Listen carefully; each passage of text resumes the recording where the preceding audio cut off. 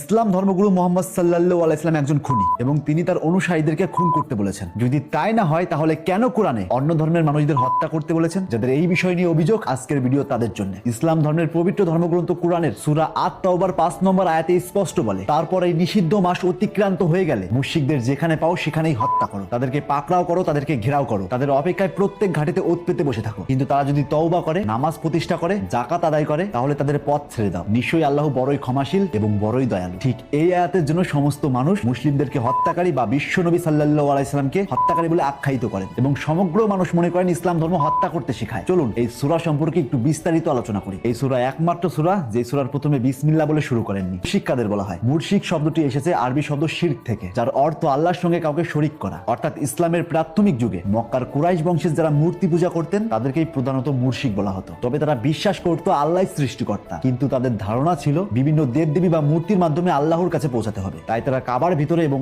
আশেপাশে মোট 360টি মূর্তি স্থাপন করেন। এবার আসি, সত্যি কি কোরআন সমস্ত অমুসলিমকে হত্যা করতে বলেছেন, নাকি এর মধ্যে লুকিয়ে আছে অন্য ঘটনা? সূরা আত-তাওবা নাযিল হয় হিজরির 9ম বছরে। তখন আরব উপদ্বীপে মুসলিমদের সঙ্গে কিছু নির্দিষ্ট মুশরিক গোত্রের সঙ্গে চুক্তি হয়, টানা 10 বছর কোনো যুদ্ধ করা যাবে না, দুই পক্ষের বিরুদ্ধেই পরস্পর সাহায্য করবে না। যে কোনো গোত্র চাইলে মুসলিম পক্ষে বা কুরাইশদের পক্ষে চুক্তিবদ্ধ হতে পারবে, কেউ গোপনে আক্রমণ বা বিশ্বাসঘাতকতা করতে পারবে না। এটা ছিল শান্তি এবং সহাবস্থানের চুক্তি। অর্থাৎ এই চুক্তির মেইন উদ্দেশ্য ছিল শান্তি। কিন্তু এই চুক্তি হওয়ার পরেও সেই মুশরিকরা বারবার সেই চুক্তি ভঙ্গ করছিল। তারা গোপনে ষড়যন্ত্র করে, বিশ্বাসঘাতকতা করে এবং অকারণেই বারবার যুদ্ধ করেছিলেন। অর্থাৎ এক কথায় তারা বারবার সমস্ত চুক্তি ভঙ্গ করছিলেন। এটা শুধু একবার নয়, তারা বারবার করতে থাকে। তখন নাজিল হয় এই সূরা আত-তাওবা। তখন বলা হয় ওই চুক্তি ভঙ্গকারী মুশরিকদের যেখানে পাবে সেখানে হত্যা করো, তাদের প্রত্যেকটা ঘাটিতে ওত পেতে বসে থাকো, কিন্তু যেই সব মুশরিকরা ক্ষমা চাবে তাদেরকে যেতে দাও। অর্থাৎ এই সূরা নাজিল হয় শুধুমাত্র এক নির্দিষ্ট চুক্তি ভঙ্গ করা মুশরিকদের জন্য, সারা পৃথিবীর মানুষদের জন্য নয়। চলুন আরেকটু সহজ করে বলি। ধরুন ভারত আর পাকিস্তানের মধ্যে শান্তি চুক্তি হলো। চুক্তিতে লেখা হলো পরস্পর কেউ কাউকে আক্রমণ করবে না, কখনো বিশ্বাসঘাতকতা করবে না, কখনো চিট করবে না এবং নিরপরাধ মানুষদের হত্যা করবে না। কিন্তু এই চুক্তি হওয়া সত্ত্বেও পাকিস্তান বারবার ভারতবর্ষকে আক্রমণ করতে থাকে। ভারত সীমান্তের কাশ্মীরের উপর হামলা চালায় এবং অকারণে মানুষদের হত্যা করতে লাগলো। তাদেরকে বারবার সতর্ক করা সত্ত্বেও তারা এই অপকর্ম করতেই থাকলো। তারা প্রতিনিয়ত চুক্তি ভঙ্গ করছিল। এবার সত্যি করে বলুন তো, ভারতবর্ষ কি চুপ করে থাকবে? একদমই না। যেহেতু তারা বারবার সতর্ক করা সত্ত্বেও তারা চুক্তি ভঙ্গ করছে, তাই তাদের এই হামলা থামানোর জন্য তাদের সঙ্গে যুদ্ধ ঘোষণা করতে হবে। ঠিক তেমনি মুশরিকরা যখন বারবার চুক্তি ভঙ্গ করছিল, তাই তাদেরকে শুধরানোর জন্য 4 মাস সময় দিয়েছিল। যদি তারা এই 4 মাসের মধ্যে না শুধরায়, তবে চুক্তি ভঙ্গকারী অশান্তি সৃষ্টিকারী মুশরিকদেরকে যেখানে পাবে সেখানেই হত্যা করা হবে। চলুন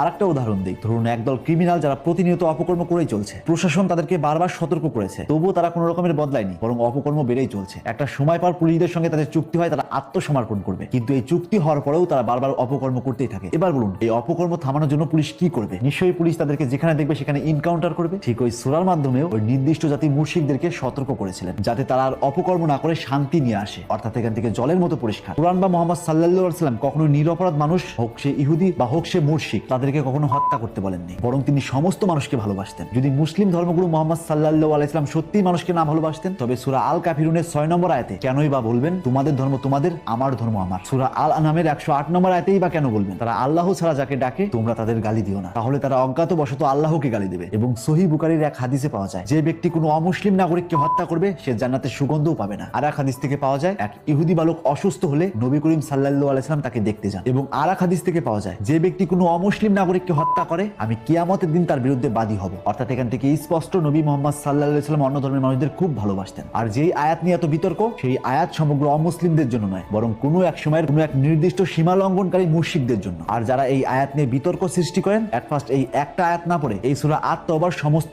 আয়াতগুলো পড়ুন এবং তার সমস্ত প্রেক্ষাপট সহ সমস্ত মানে জানার চেষ্টা করুন। সবকিছুর পরিপ্রেক্ষিতে একটা কথাই বলতে চাই, সে হোক হিন্দু ধর্ম, হোক মুসলিম ধর্ম, কিংবা হোক খ্রিস্টান বা বৌদ্ধ ধর্ম, সেই ধর্মকে প্রপারলি না জেনে সেই ধর্মকে কটূক্তি করা অন্যায়। আপনি তখনই মন্তব্য করুন যখন আপনি সমস্ত ঘটনা অবগত। আর ভুলেও কোনো ধর্মগ্রন্থে অপব্যাখ্যা করবেন না। আর একটা কথা সব সময় মনে রাখবেন, আমাদের ধর্ম আমাদের কাছে শ্রেষ্ঠ, তাদের ধর্ম তাদের কাছে শ্রেষ্ঠ। তাই কোনো ধর্মকে অসম্মান করবেন না। তাই প্রত্যেক ধর্মের উপর রেসপেক্ট রেখে কথা বলুন, কারণ আমি বিশ্বাস করি প্রত্যেক ধর্ম শান্তির ধর্ম, প্রত্যেক ধর্ম শান্তি শেখায়। কিন্তু এই সমাজে এক শ্রেণীর মানুষ আছে যারা ধর্মগ্রন্থগুলোকে বিকৃতি করে প্রতিনিয়ত অশান্তি বাঁধাচ্ছে। নিশ্চয়ই নিজের ধর্মটাকে শ্রেষ্ঠ প্রমাণ করুন, কিন্তু তা অন্য ধর্মকে ছোট করে নয়। আমার ভিডিওর উদ্দেশ্য কোনো ধর্মকে ছোট করা বা অসম্মান করা নয়, বরং আমার ভিডিওর উদ্দেশ্য সত্যটাকে জানানো।